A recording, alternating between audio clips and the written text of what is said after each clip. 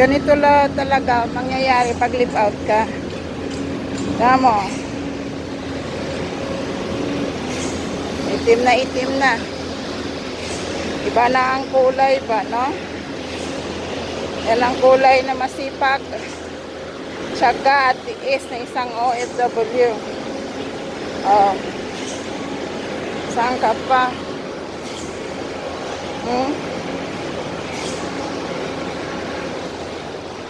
So, sobrang init, naglakra na yung naglakra na yung ang ano tawag dito, itim at saka puti, oh.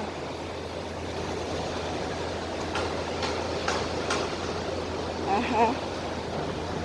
Ayan na yan, ah. Diba?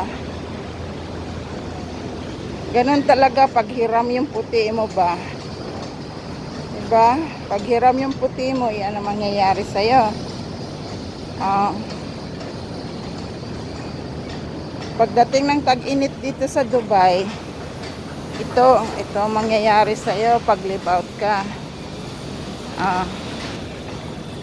Lalo pang lagi kayo ng bata sa labas. Diba?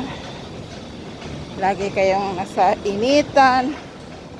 Pag tig-init, ganito na ang mangyayari sa'yo.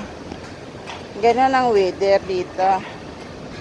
Ganon katindi ang init dito para mag-change lang ng kulay mo. Diba? Ganon ang kulay ko. Diba?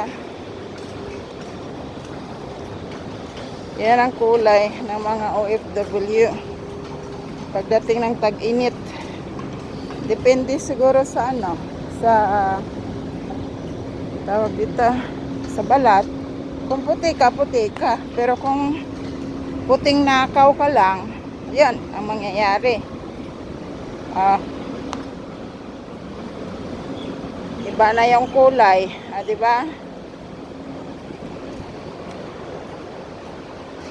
Yan ang kulay ng ng relo.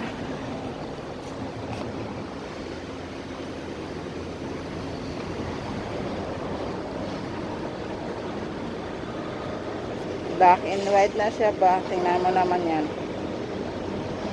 Yan ang kulay ng mga OFW. Saan ka pa?